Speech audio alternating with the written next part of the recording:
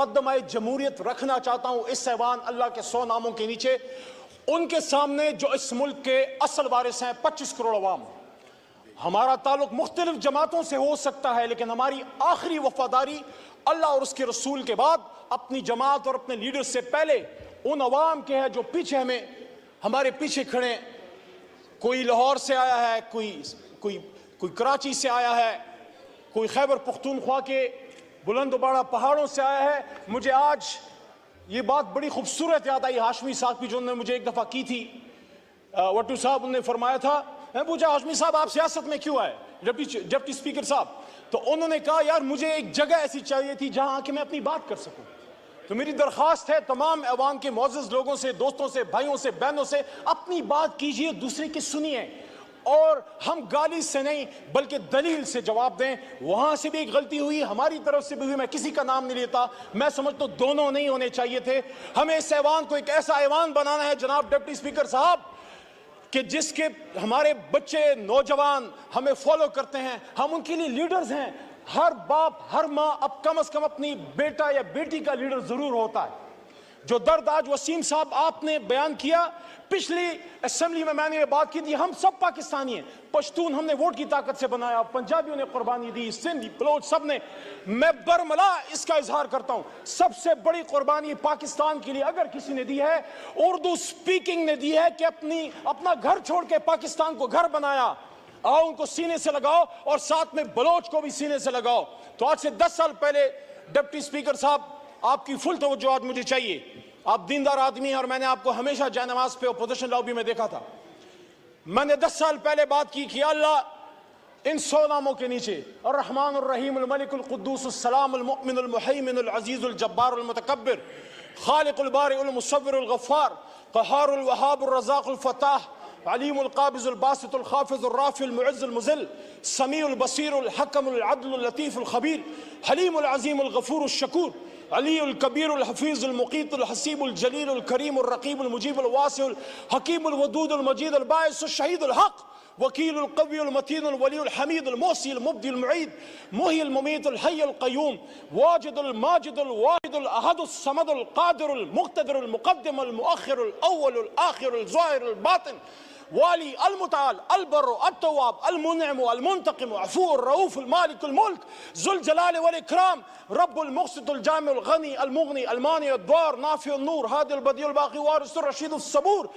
اللہ کے 100 ناموں کے نیچے ہم سب اس بات کا عہد کرتے ہیں, آپ ہو یا ہم ہو, ہم اس بات کا عہد کرتے ہیں یہ پاکستان ہماری ماں ہے, اپنی ماں سے زیادہ اس پاک سرزمین کے وفادار رہیں گے.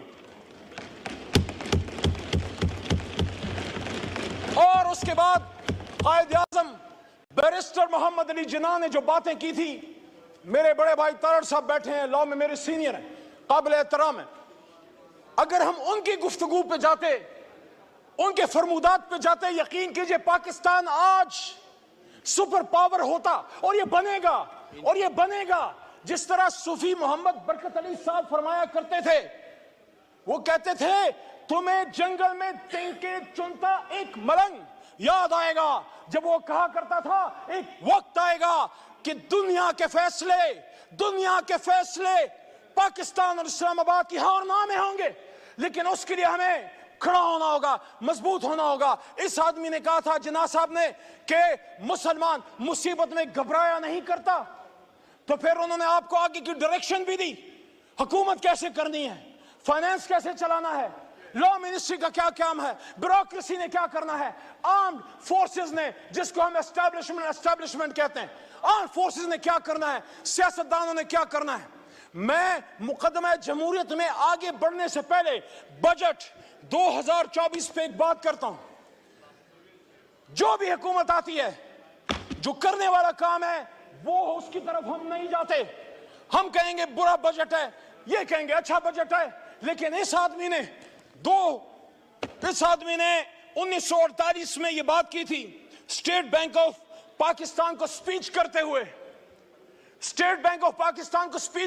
کہا تھا. اور یہ بات پاکستان کی فائنانس منسٹری 75 سال سے اپنے ویب سائٹ پہ, اپنے سینٹرل آفس میں, جب Asad Umar minister for finance ہوا کرتے تھے, ہم جب جاتے تھے میں دیکھتا تھا وہاں بڑا بڑا لکھا ہے ہمایوں صاحب اورنگزیب صاحب بڑا بڑا لکھا ہوا ہے. قائد اعظم نے سن 48 میں فرمایا, مفہوم ہے تقریباً, الفاظ ایسے ہی ہیں تقریباً, کہ I shall watch, state bank کو کہہ رہے ہیں کہ I shall watch with keenness the work of your research organization in devising the banking principle according to Islamic banking system. ایسا ہی ہے. اور اس میں وہ یہ بھی کہتے ہیں Honorable Finance Minister صاحب کہ the Western economic system has given the world nothing but 2 world wars. تو انہوں نے ہمیں راستہ کیا دیا؟ راستہ یہ دیا کہ آؤ دنیا کو ربا فری, سود سے پاک معیشت دیں. مسلمانان ہند نے جب پاکستان بنایا تھا لا الہ الا اللہ محمد رسول اللہ کے نام پہ, تو ہم نے دنیا کو جب ایک نئی ریاست دی, اللہ رسول کے نام پہ پہلی ریاست ہے اور شاید آخری ریاست, تو وہاں ہم نے دنیا کو اپنا اکنامک سسٹم دینا تھا. ہاں مشکل ہے اور جیسا مشکل ہے, لیکن سفر وہ جو نیلسن منڈیلا نے کہا تھا نا کہ journey of 1000 miles starts with a single step. Let's take that step today from the National Assembly of Pakistan, my learned brothers and sisters. دوسرا, قائد کی بات تو بڑی ایک انسان کی بات ہے. اللہ کیا کہتے ہیں سورہ بقرہ آیت نمبر 276, الذين يأكلون الربا لا يقومون إلا كما يقوم الذي يتخبطه الشيطان من المس ذلك بأنهم قالوا إنما البيع مثل الربا وأحل الله البيع وحرم الربا فمن جاءه موعظة من ربه فانتهى فله ما سلف وأمره إلى الله ومن عاد فأولئك أصحاب النار هم فيها خالدون. مفہوم یہ ہے کہ جو لوگ سود کھاتے ہیں وہ اس جہان میں ایسے اٹھیں گے يتخبطه الشيطان من المس, جیسے ان کو if the evil has touched them. اور پھر آگے کیا کہتا ہے اللہ تعالیٰ؟ اللہ آگے آیت نمبر 276 میں کہتا ہے يمحق الله الربا ويربي الصدقات والله لا يحب كل كفار نثيم. اللہ ربا کو ختم کرتا ہے, سود کو ختم کرتا ہے, اور اللہ صدقات کو بڑھاتا ہے. اور آگے پھر اللہ کریم کیا فرماتے ہیں؟ یا ایھا الذین آمنوا اتقوا اللہ وذروا ما بقی الربا ان کنتم مؤمنین. اے ایمان والو, اگر اللہ سے ڈرتے ہو تو ربا کو چھوڑ دو, سود کو چھوڑ دو. سارے بجٹ پھر آپ کی ملک و قوم کی ترقی کے بجٹ ہوں گے, چاہے نون بنائے, پیپل پارٹی بنائے یا ہم خان صاحب بنائیں. اور آگے اللہ کیا کہتے ہیں؟ یہ بڑی سخت آیت ہے. ڈپٹی اسپیکر صاحب مجھ میں جرت نہیں, آپ خود شاہ صاحب آپ خود صاحب تصوف خاندان سے تعلق رکھتے ہیں, آپ میں بھی ہمت نہیں, ہم میں کسی میں ہمت نہیں. اللہ کہتے ہیں یا ایھا الذین آمنوا اتقوا اللہ وذروا ما بقی الربا ان کنتم مؤمنین فإن لم تفعلوا فاذنوا بحرب اللہ بحرب من اللہ ورسولہ وإن تبتم فلکم رؤوس اموالکم ولا تظلمون ولا تظلمون. اور جو کوئی سود کرے گا وہ اللہ رسول سے جنگ کرتا ہے. ہم میں ہمت اللہ رسول سے جنگ کرنے کی؟ 75 سال سے جنگ کر رہے ہیں, پھر کہہ رہے غربت کیوں ہے؟ میری بہن نے باتیں کی شازیہ مری صاحبہ نے, میں ان کے بات کو سپورٹ کرتا ہوں. ایک ریاست اسلام, ریاست پاکستان ایک اسلامی ریاست میں صلاحیت ہونی چاہیے to take along the underprivileged people with you, the impoverished people with you, those people who need our support. ہر کوئی تو پیروں پہ کھڑا نہیں ہے, ہم نے ان کو اٹھانا ہے, سینے سے لگانا ہے. وہ مائیں جن کے بچے شہید ہو گئے, وہ بچے جو یتیم ہیں, وہ widows, what about them? ان کے لیے اس ریاست نے سینہ کھولنا ہے. لیکن مقدمہ جمہوریت میں پھر آگے بڑی امپورٹنٹ بات عیسائی نے پاکستان کی, اور وہ یہ ہے, بڑی بات ہوتی ہے کون سٹیٹ ہے, کون وارث ہے. The sovereignty of the state belongs to Almighty Allah. اور اس کو ایک سیکرڈ ٹرسٹ کے طور پہ 25 کروڑ نے استعمال کرنا ہے, اور the state will exercise its powers through the chosen representatives. Yes. Not through some organization, not through some department of the executive arm, not army, not ISI, not any other department. They are only the supporting arms. بہت ضروری ہے. جس طرح ہاتھوں کے بغیر آپ اپاہج ہیں, اپنی آرم فورسز اور انٹیلیجنس ایجنسیز کے بغیر آپ کچھ نہیں کر سکتے. But who will decide the policies? میرے آنریبل لا منسٹر صاحب, ڈاکٹر صاحب, آپ سے بھی مخاطب ہوں, سب سے مخاطب ہوں. قائد نے کیا کہا 16 جون 1948, قائد نے سٹاف کالج کے سپیچ کرتے ہوئے کہا, مفہوم یہ ہے, الفاظ ادھر ادھر تھوڑے سے ہو سکتے ہیں, کہتے ہیں this is the legal position. قائد کہتے ہیں this is the legal position The armed forces are the servants of the people of Pakistan. You do not make national policies. It is we, the civilians, who decide these issues, and you are supposed to fulfill those policies which are entrusted upon you. Quaid-e-Azam Muhammad Ali Jinnah, speech to Staff College of Pakistan, Quetta. تو میرے جناب deputy speaker صاحب، میں مقدمہ جمہوریت کے آخر کی طرف آتے ہوئے پوچھنا چاہتا ہوں، یہ عوام تو چن لیتی ہے، اس عوام نے تو چنا لیاقت علی خان کو بھی چنا، کیوں اس کو چنا دیا گیا؟ اس کے قاتلوں کو کیوں فیسلیٹیٹ کیا گیا؟ جا کے ہسٹری پڑھو۔ آج اگر میرا لیڈر عمران خان کہتا ہے حمود الرحمان کمیشن پڑھو، اس لیے کہتا ہے کہ ایک الزام تو لگا بھٹو پہ، ادھر ہم ادھر تم کا، لیکن کیا کسی کو اصل حقیقت کا پتہ ہے کہ یحییٰ کا کیا کردار تھا؟ وہ یہ نہیں کہہ رہا کہ ایسے حالات پھر وہ خدا نہ کرے، معاذ اللہ، یہ ملک تا قیامت رہے گا، لیکن اس سے سیکھیں، اس کو پھانسی چڑھا دیا دوسرے کو، بھٹو کو۔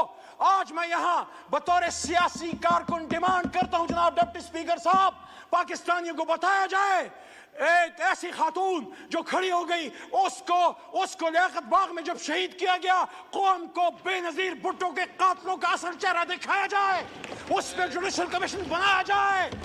D G I S P R صاحب، آپ کہتے ہیں judicial commission, yes, we are with you, make a judicial commission on 9th May, we want to know who were the people who committed that folly، جس نے بھی کیا ہے، ہم میں سے ہے، کسی اور میں سے ہے، میرا لیڈر تو اس جیل میں تھا، حراست میں تھا، اس پہ جوڈیشل کمیشن بنائیں، لیکن جس نے کیا اس کو سزا دیں۔ میری بوڑھی ڈاکٹر یاسمین راشد کا کیا قصور ہے؟ آپ ہی کی طرح، ماں جی آپ ہی کی طرح کی وہ سینئر سٹیزن ہے، کرونا میں ہیرو ہے اس قوم کی۔ یاسمین راشد کے ساتھ ساتھ ہماری عالیہ حمزہ کا کیا قصور ہے؟ شاہ محمود قریشی کا کیا قصور ہے؟ ایک سینئر پولیٹیشن، پاکستان کے لیے جدوجہد کرنے والا، ریمنڈ ڈیوس کے معاملے پہ استعفیٰ دینے والا۔ میرے جناب ڈپٹی اسپیکر صاحب، میں آج اس ایوان میں کہنا چاہتا ہوں، میں سائفر کیس کے ایک دن رہا، میں عدالت جاتا رہا، عمران خان بری ہوا ہے، میں کہتا ہوں سائفر پہ جوڈیشل کمیشن بنائیں، اور جو بات محترم نواز شریف صاحب کے پرسنل ان کے ترجمان مسٹر محمد زبیر صاحب نے کی تھی کہ اس وقت آرمی چیف نے انہی کے ایک شخصیت لیڈر میاں صاحب کے الزام ہے، اس پہ بھی کمیشن بنائیں۔ میرا سوال یہ ہے، کب ایسا کیوں ہوتا ہے؟ ایک منتخب وزیر اعظم کے ساتھ ایسا کیوں ہوتا ہے؟ 88 میں جب بے نظیر صاحبہ کی حکومت آئی، 90 میں آئی جی آئی کس نے بنائی؟ 90 میں آئی جی آئی کس نے بنائی؟ کہ اس کو 5 سال پورے نہیں کرنے دیا، اور اگر نواز شریف آ گئے 90 میں تو 93 میں جتنا بھی کوئی قصور تھا، آرمی چیف کو برطرف کرنے کا اختیار قانون نے دیا تھا نواز شریف کو۔ کیوں اس کی حکومت ختم کی گئی؟ 99 میں کیوں نواز شریف کو ہتھکڑیاں ڈال کے بھیجا گیا؟ کیوں بھیجا گیا؟ تو جب میں نواز شریف کی اس کے خلاف اگر اینٹی جمہوریت کوئی کام ہوا ہے تو میں پھر اس ایوان کے سامنے مقدمہ کیوں نہ رکھوں؟ کیا آپ کے سابق وزیر اعظم آپ کو نہیں پسند، آپ اس سے نہیں ایگری کرتے سیاست سے؟ اس پہ لائف اٹیک، 1-2 منٹ جی، اس پہ آخری اٹیک ہوا، لائف اٹیک ہوا، باڈی میں 4 گولیاں کھا کے 350 دنوں سے جیل میں ہے، اس پہ جوڈیشل کمیشن کیوں نہ بنے؟